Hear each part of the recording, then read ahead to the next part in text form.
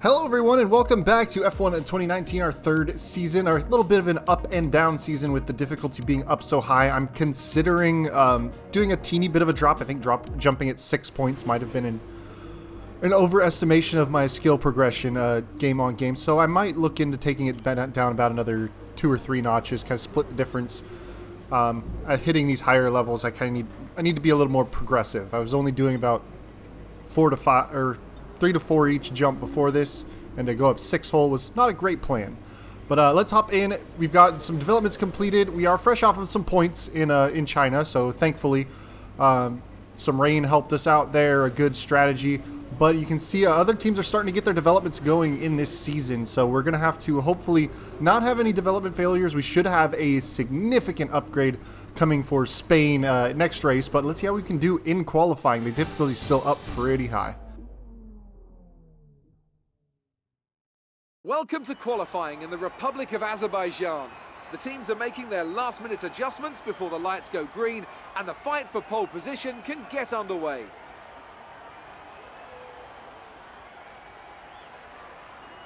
The competition is certainly heating up as we head into today's qualifying. Some impressive times showing up during the previous practice sessions.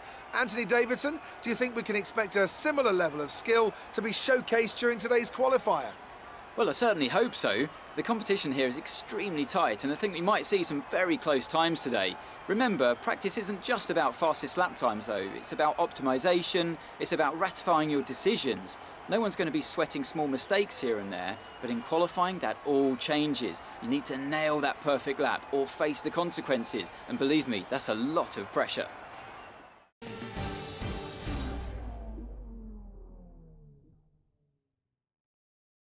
All right, here we are out on the city circuit of Baku. Luckily, this time we had some pretty dry running for our practice sessions, so I was able to get, I think, a decent setup in for this car. Obviously, it's a pretty low downforce setup because of the humongously long back straight where you pick up you can gain almost a good half a second over a high downforce car by running lower downforce.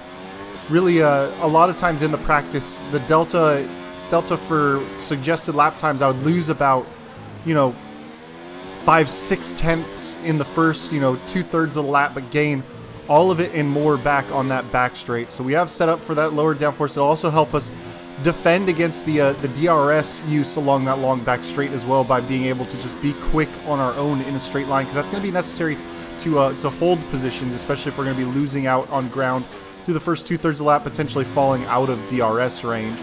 But another thing that you really have to do when you're setting up a car for city circuits like this is you got to make the nose, at least in my opinion, you got to make the nose extremely pointy, because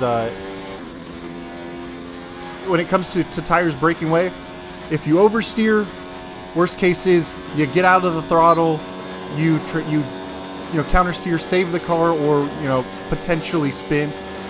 But if you understeer into one of these corners, that's it. You're in the wall and your race is over. So you really got to just live with having a loose back end.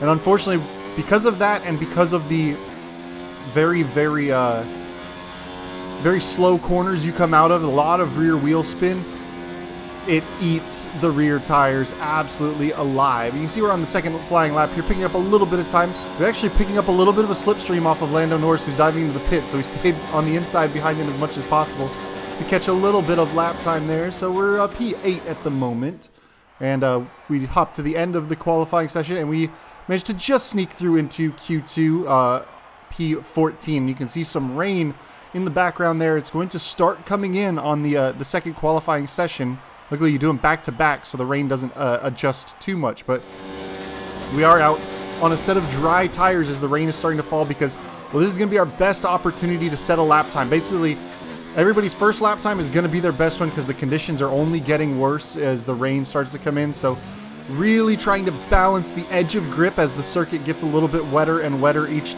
corner.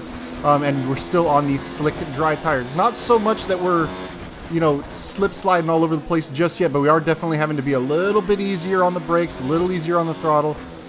Tire grip is definitely dropping, but once we have to switch on to like an intermediate tire, that's it. The lap times go up by at least a good, almost 3/4 of a second. So we have to try and make our way into the top 10 here with this one flying lap. And luckily we tried to get out as soon as we could. A couple of cars got out on track before us.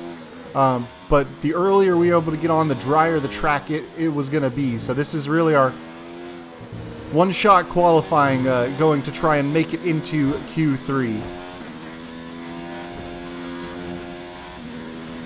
Now another part that makes the lower downforce setups kind of harder to deal with is those two fast left-handers at the top of the hill, as you saw there, coming through. And then once you get out of this slow corner, this next little section before you hit the back straight, if you don't absolutely like nail down this right-hander coming up, you can be in the barrier on the outside with a low downforce setup. So you really got to kind of nail it in.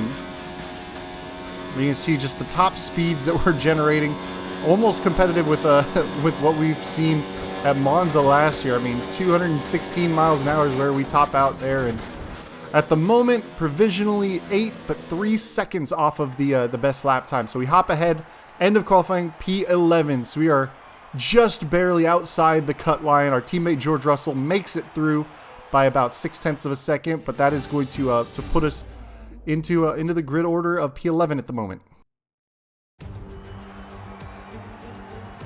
And a warm welcome to you from Azadlik Square, heart of Baku and home, of course, to the Azerbaijan Grand Prix.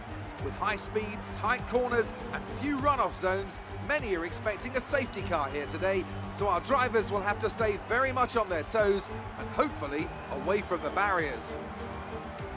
It's 3.7 miles around a lap of Baku City Circuit then, with 7 rights and 13 lefts, giving us a total of 20 corners. Watch out for the safety car today. Incidents are already common on this circuit, and the wet conditions will only make things worse, particularly through the incredibly narrow turn 8.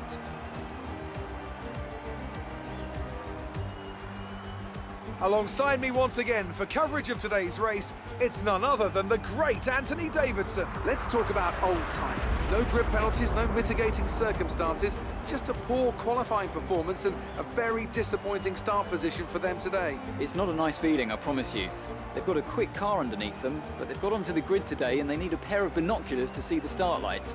They'll be desperate for a good start to make up for some of that deficit. Let's run you through the driver grid order for today's exciting race. Valtteri Bottas lines up on pole position, with Sebastian Vettel starting alongside. Moving on to the rest of the grid, we have Butler, Verstappen, Lando Norris, and Faber, Gasly, Albon, Russell, and oldtimer Giovinazzi, Perez, Charles Leclerc, and Sainz, Ricciardo, Stroll, Kevin Magnussen, and Kimi Raikkonen. Hamilton and Romain Grosjean sits at the back of the grid, and with preparations almost complete, let's head down to the track.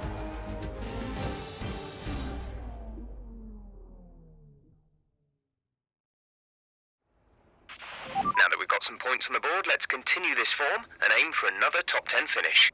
Man, Ant and Crofty are talking a lot of smack for us being in the literal middle of the grid here, but you can see the weather starting off in the rain for about 2/3 of the race. And so what we're going to try and do, we're going to try and make it a one-stopper. We are going to stretch this set of intermediate tires as long as we possibly can to try and make it a one-stop and hopefully get to the end of the rain, get on the dry tires for the end phase of the race, depending on when that rain is going to stop. We are kind of in the middle of the grid.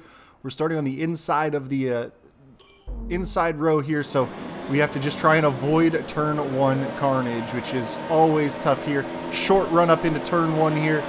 Just try and get on the throttle nice and easy, and tons of spray already to deal with, but we're going to have to look down the inside and, you know, just kind of tiptoe our way through as we are side by side with Giovinazzi, who's for some reason decided to nudge us to the inside, but the early braking of a couple of the cars in front of us, we're going to send it up the inside, go up 2 positions on our teammate and Alex Albon, apparently pick up a little bit of a warning for a gentle touch. Check our damage report, make sure nothing's busted on us. We seem to be pretty good thus far. You see just kind of tiptoeing our way corner to corner, trying to see if there's any positions we can look at to make a move in this early stages, because again the AI is very strong in the wet circumstances here. So what we can do early on, we can help kind of try and defend our positions. Not easy to pass into a lot of these areas on this circuit. Really, the back stretch and into turn 1 is your best opportunity overall. So with our good straight line speed, that'll definitely help out defending in that regard, especially while it's raining and there's no DRS. So you're just going to have to use our overall raw pace to keep cars behind us. But you can see definitely fighting the traction, tiptoeing our way through. And also, because we're trying to extend that stint on the intermediates, trying to not spin up the rear tires, especially this early on. We don't want to take too much life out of them because we are trying to make these tires last a good long while. And you can see some of the adjustments that are made to the car for the wet running. Unfortunately, if I was smarter, well, you know, if I was a little smarter and I looked ahead at the weather report, I probably should have set up the car because most of the race is going to be in the wet for wet running. I should have run a little bit higher downforce, but it really would have compromised my qualifying position because most of the qualifying was dry running, or at least what we did was dry running. I probably would have been starting towards the back because we would have lost our tremendous straight line advantage, which got me a lot of lap time. So, you know, just kind of trading it off and, you know, sliding the tires here and there, but it's definitely going to be a tire management style race, at least the way it's laid out in the strategy that we have right now. We're expecting the rain to go pretty deep into the race. Now, of course, that can be all thrown off if there's rain, if the rain stops earlier on, the track dries out, then we might be looking to get onto a different tire set because where the stop is now, I'm hoping that the rain goes long enough to where we're going to have to pit with about 8 laps to go or so, and then we can get onto the soft tire, push it real hard. Maybe a little bit longer if necessary, but if it comes in early, then we're going to have to look and see it maybe the medium tires. It all kind of depends, and we'll also see what the strategy suggestion is from Jeff when the weather starts to transition. But you can see we're forming a bit of a truly train in front or behind us here as we tiptoe our way through some of these very slow corners. And then just try and get the throttle good and down. You can see the back, even on straight lines, the way the back end kind of steps out on us under acceleration. I mean, that was 4th gear coming out of that corner, and the back end still spinning up. So it's really just really tough. And one of the things I noticed during the tire sessions in practice, and then also just the early running of this race, is that in both dry and wet, we were burning the rear tires. We're wearing them almost twice as fast as the front tires. So there's just a lot of trouble with the way the car managed the tires around this circuit in this low downforce configuration. But it's kind of, you gotta kind of live with it a little bit, unfortunately, to try and make it work.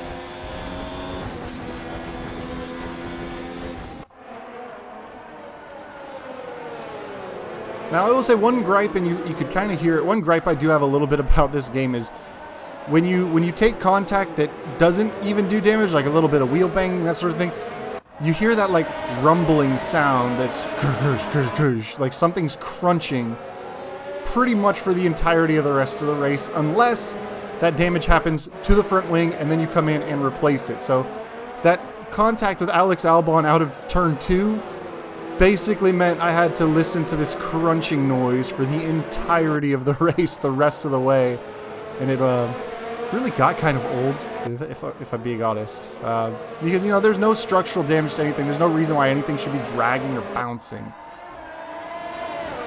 but that's just kind of the way it is. But hey, first time get this set up, no sparks, not because we raised the right height up too much, it's because, well, it's wet, and oof, power sliding out of that corner. But you can see Giovinazzi just got a really good run on us because of that rear tire slip. But we go around the outside, we kind of pinch him against the apex, and oop, a little too much on the throttle again, just kind of steps the back end out. So now he's going to kind of tuck into the slipstream on us. We're trying to just battle this whole group in front of us, but you can see huge slipstream train, and now we are going to be probably into a little bit of trouble into T1, but we're going to use that outright raw pace advantage that we have with that low downforce. We're able to basically keep a good pace in the front of the pack, but they're able to get a little bit later on the brakes, a little better touch in the wet. Perez and Giovinazzi shot past us, but because they were going side by side, Giovinazzi had to back out. We essentially followed Perez through. But now you're going to see Perez just kind of run out ahead of us. You can see Giovinazzi now taking a look to the inside, but we're able to get the straight line speed down a little bit better and clear him before we hit the braking zone, which is a dangerous braking zone to go side by side with the AI in. It happened in practice a couple of times. It's happened in previous races before I've seen. We're into turn 3 there.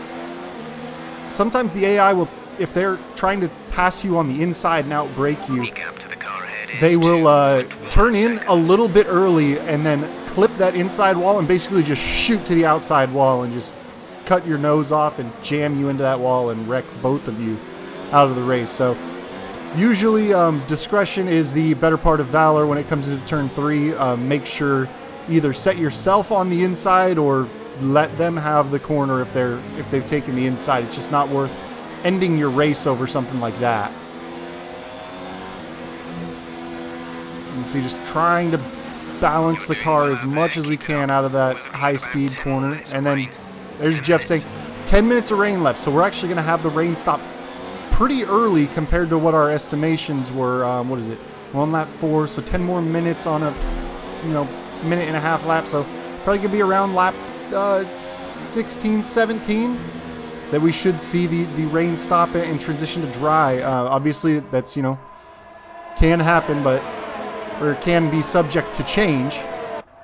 But we'll see what we can do. We've got Ferrari now taking a look to the inside of us, headed down the main straight. As soon as he jumps out of that slipstream, we're going to be side by side into the braking zone. Leave him space on the inside, but he's just not able to hold that inside line against us, and we're able to carry a little bit of extra momentum around the outside. Now you can see there's a little bit of a dryish line starting to form with all the cars clearing out water from the racing line. The rain is still falling, so it's not fully drying up, but at this point we are clearing water faster than new water can be deposited on the track, so that's going to hopefully help us out with lap times. But it means also now we are going to have to keep an eye on our tire temperatures. Obviously, when you're on a wet surface, or on wet tires and the track starts to dry up, these tires are much softer. They're designed to heat up a lot easier to maintain their grip in the wet situations. But once that dry line starts to form, those tires get worked a little harder. They take in a little bit of extra heat. So what you'll see happen as we get a little bit later into this wet running is on the straightaways, you'll notice I'll dive off of that dry line and get those tires onto the still wet parts of the track to try and cool those tires down a little bit with the excess water. But it definitely is a balancing act, because you're putting a little bit of water on the tire, so you want to kind of get back onto the dry line, let the tires dry off before you hit the brake zones. But you also don't want to be in those dry lines for too long, because then you're causing excess temperature into the tires, causing more wear, and you're going to start, once the tires overheat, you're going to start losing grip. Well, once again, under attack from the Ferrari, looking to the inside. We're going to kind of move to the middle of the track just a touch, try and make him go by us. We've got Giovinazzi also taking a look down, but not quite close enough that time to make a lunge on us, so we're able to hold our position right in front of this humongous train. But Leclerc gets a great exit out of turn 1, dives to the inside of turn 2, and makes that one stick on us. So we'll see if we can stay tight enough to him out of that exit to try and make the move. We've got a good run here, so like I was talking about, we're going to get to the inside of turn 3, not let him take the inside corner. And we're just going to try and get through and just get by before we hit the brake zone for turn 4. So we're able to get that position back off of Leclerc thanks to a little bit of slipstreaming and good car positioning. But the rain is still falling. The group ahead of us is really checked out. I'm definitely holding this group up. But we're going to hop ahead, lap 9 back in the car here. Braking into turn 3, once again able to keep the cars behind. Giovinazzi, though, we have a big moment. Tons of oversteer coming out of that corner. So Giovinazzi's able to send it up the inside of us and shoot past us into turn 4. You see we're starting to drop some lap time. Tires are really starting to feel unhappy. But the other downside of being behind somebody is the spray in the wet. I mean, it's one thing to put lap times up when you in the wet when you can see all your braking points, but when your braking points are starting to get obscured by a humongous mist, it's definitely trouble to try and deal with that. But you just hear the rear tires spinning up under like barely any throttle coming out of those corners. It takes a long time to be able to get on throttle coming out of those corners, and unfortunately Giovinazzi's starting to open up a little bit of a gap to us. Again, 4th gear and another tail end stepping out. The rear tires are definitely starting to feel the effects of some of that tire degradation. I mean, according to the original strategy, we would probably be jumping in and grabbing new tires probably this lap or next lap, another set of inters. But since I don't have the raw overall pace to challenge a lot of these guys, it's going to come down to tire management strategies that are really going to give me the best opportunity. But Leclerc's got a great run on us into turn 1 on the brakes, side by side with him, and again, give him room on the inside there. Don't pinch him against the wall. We don't want to cause a wreck, but he just didn't quite have enough depth in his braking to get far enough past us. But here we are, hopping ahead, lap 14. Now the rain has stopped, and you can see the track is pretty much dried up. So we are coming in. Our Jeff had suggested staying on the soft tire. It's going to be kind of a long run, 12 laps to the end of the race here. So we're going to see if we can make it to the end of the race on those tires, keep them alive long enough. And you see a lot of other cars are diving in as well to get off of those inners. You see, take every little advantage we can. As soon as I hit the pit lane, you see I turn the fuel mixture down to lean, ERS all the way down to 0, so we're not burning any extra fuel or any extra electrical energy in the pit stop system here. And now we're going to turn that ERS back up, and then once we get on the next straight, we'll make some adjustments to our fuel mixture and get that back to standard shortly. But you can see pretty much everybody's out on the dry tires now, so now it's just kind of a matter of feeling how much grip the track has. It's going to grip up as we continue to run a little bit more and as it gets a little bit drier, but still have to hit our braking points a little bit early, get on the throttle still pretty gently. We really can't hustle it like we did in practice and in Q1 in the truly dry situation there. Yes, Jeff, I'll turn up the ERS deployment. But here we are, taking a little jump ahead, lap 17 of 26, so 9 laps left to go. And we've got Leclerc all over the back of us. Now, obviously, with the rain stopped, DRS is now available for people to chase us down. So you see now he's going to open up that wing, get a good run. And Valtteri Bottas, I think it is. No, Hamilton goes 3 wide with us. We're going to get on the brakes nice and early. Not try and send 3 into 1 in that corner. Let them fight side by side and see if we can't pick a good move on them down this next area now that we're going to have DRS. They're a little slow getting out of that corner because they're going side by side, so I get a pretty good run out of that DRS wide open. And against my own advice, I'm looking to the outside of this corner. Leclerc's diving in. We're able to outbrake Hamilton, so we're able to get fully clear of him before he turns in too early and clips the wall. So definitely a big risk going around the outside of turn 3 there, knowing the AI's tendency to take an early turn in and bounce that wall. But we managed to get 2 positions in 1 run and get ourselves back in front of that group. But all is not well because, well, we've got a few more corners to get back on that long back straight again, and we're in front of them, unfortunately. And so that means we are not going to have DRS again, and they're going to be all over our tail trying to get by us into turn 1. That's going to kind of be the theme of this next little bit of the race.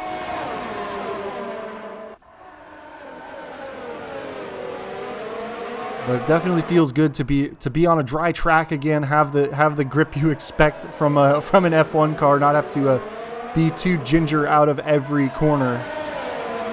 and into every corner as well because of the lack of grip and the tire slide. So able to get into the flat out corners a lot easier. Really hustle the car into a few corners. But now you can see big group, 3 cars behind.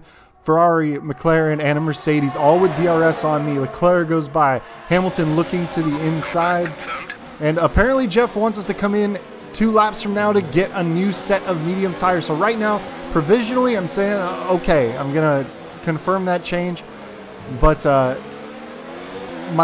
if I'd known he was going to suggest coming in to get another set of mediums, I would have grabbed some mediums at that first step. But at this stage, it doesn't look like too many other cars are going to go to another stop.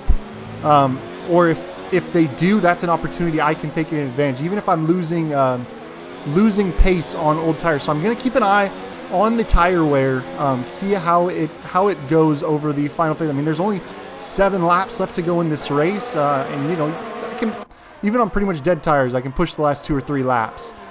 So it's just going to be a matter of watching the lap times, making sure we're not falling off too much, watching the tire wear percentages, and really feeling the grip coming out of the low speed corners. Because again, I'm not worried about the front tires making it to the end of the race. They haven't been wearing out too much over the course of this race. It's been the rear tires. The rear tires have just been absolutely burning up pretty much every stage of practice, qualifying, and the race. So here we are. We hopped ahead at lap 25. We did make up a couple positions on the pit strategy. We stayed out on these soft tires. They are not in great shape. I will tell you that they're definitely in tough shape. But we've managed to save a little bit of fuel, save a little bit of ERS, so that when we hit that back straight, we're going to get full deployment on both to make sure we keep those cars behind us. But luckily, Leclerc and I think that's Giovinazzi are squabbling behind us. So that's going to give us an opportunity to hopefully open up a little bit of a gap and keep them from attacking us down the final stretch. With the last couple of laps before this, basically been fending off the DRS attacks every lap, managing to just hold off this group of 2 cars. But this time they're a little bit further back than they were before because of them fighting into turn 3. And we're just kind of working our way through the castle section for the last time. You see how quick those walls come up. Very scary, and especially, getting on the brakes into a lot of these corners. Leclerc's going to have a look to the inside of us. He tries to go side by side through that flat out corner. Has to back out. We gave him room along the inside, but he has to kind of edge out, and that's going to allow the Red Bull to pull side by side with him for a moment. So that's going to slow them down just a little bit as we get out of the last true sharp corner. We've got a couple flat out corners to manage the car through. Don't lift, stay full on throttle, full rich mix, full hot lap deployment. You can see they're just a little bit further back, and it looks like we might be able to hold them behind us. So running to the end. We're going to take a look and just manage to hold them off and stay in the points. So just 9th, so that's only going to be about 2 points, but back-to-back races in the points, especially when we've been fighting this difficulty. That was brilliant stuff from Racing Point today. What a superb victory. What do you think it was, Ant, that gave them the edge over the competition today? Well, Crofty, this was won through an abundance of speed and an abundance of skillful overtakes. Inside, outside, cutting underneath, we saw it all today. And it's really nice to see a Grand Prix won in that manner. A race, surely, that will satisfy the purists today, I think. Racing Point's performance today has shown that they can be competitive with the veterans of the sport. They're making their way out to the podium now as we speak, and the reaction from the crowd must be incredibly uplifting for them. So, let's review the drivers' standings. It wasn't the best weekend for our championship leader, and their advantage at the top has been reduced. Some amazing talent out on the track today, but Anthony, who would you pick as your driver of the day? Well, there was a lot of incredible driving out there today, Crofty, but if I had to pick someone, it's got to be Sergio Perez. Fantastic driving. Let's move on to the constructors. Our championship leaders retain their position, but their lead is shrinking. Another team that will be satisfied with this Grand Prix is Alfa Romeo, whose good result moves them further up the championship. I'm equal parts exhausted and elated with this weekend of Formula One. Be sure to join us for the next one. Well, we only picked up one position from the grid start there, but man, Sergio Perez, I don't know what they're putting in that racing point these days, but from 12th to the race win with a best lap that a 140.1. Only Leclerc had a similar time on that. Everybody else pretty much in the 141s. But you can see Sergio Perez now is second in the championship still, and Racing Point is up to a second in the constructors. So a really crazy start to the season. Let's have your take on it. It's safe to say you're smashing everyone's expectations, isn't it? Yeah, but the standard of racing from all drivers has been high this season. Do you have any comments about the collisions? Not really. It's wet. It's Baku. It happens. How did your team respond to the poor conditions today? I think they did brilliantly. I mean, rain or shine, they'll help me out. I think the strategy could have been a little better. You left some body work out there on the track. Were you struggling for grip? It's nothing that won't buff out. Appreciate your time. Thanks, Claire. That's a great result. You did really well. I don't think we can have any complaints with that performance. All right, so after race 4 here, it's time for a new contract.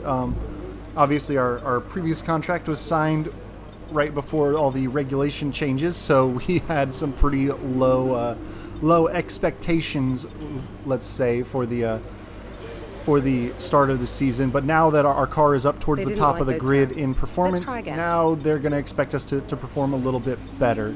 I'll make a teeny tweak just to get the contract pretty much bang on there. So looking for a 7th in qualifying and 5th in the races now, so a little better than what we've been doing so far. Still considering, the difficulty change. Not a full revert back to 95, but a little tweak I'm thinking of going with. You can see we're second on the R&D tree right now, but we're going to pop in. We've got about 2,000 points to play around with at the moment, so a good chunk. But let's see if we can make any significant upgrades here. We're getting pretty close to maxing out some of these trees here in Season 3. I because of the cost, I don't think that we'll fully max out any trees, maybe one. But we are going to get close to basically what the peak performance of this Williams will be towards the end of Season 3. So we'll go ahead and grab a rear downforce upgrade there. A major upgrade is going to take up a lot of the points, so only 716 left, and then that's going to leave us in a position where we don't really have anything left affordable for chassis upgrades. Really, the only thing we can afford at this point is durability upgrades. But so far, the only thing that really worried me was gearbox penalties. I will take ICE penalties from time to time, much like we've done in the previous 2 seasons. I'm not worried about that as much, but hopefully we should have an ultimate upgrade coming for Spain, and then that aero upgrade, that major, in 2 weeks in Monaco, which should help us out there because that is a big-time aero and downforce track. Just kind of peeking at the life of some of these components, as we've taken one extra set already. So at this stage, ICE number 1 and a couple other number 1 components are out of the allocation. And after 4 races, 40% on the gearbox, so we should be able to stay under 60% gearbox wear at the end of the 6th race of the season. So you usually don't start to see gearbox issues until at least 65-70% wear on those gearboxes. So we should be able to have no worries about gearbox penalties for the rest of our career here, unless they obviously do a durability revert, and then we'll have to make some adjustments there. But we are headed off to Spain for the next race. We've been pretty much attacked by wet weather for a good chunk of the season. I mean, wet qualifying in Australia, partially wet race in China. Bahrain's really the only one that hasn't been affected by the rain so far. So we'll see if we can get some dry running out in Spain, where F1 is currently doing their winter testing in real life here. So we'll see if there's any upgrades that those teams bring along. But we will hopefully have our upgrade coming for the race in Spain. And no rain in Spain, please. The rain is getting kind of old. You thought I was going to say plain, but I didn't. But I will catch you guys next time. Thank you for joining me, and I hope you guys stay with me. So peace out.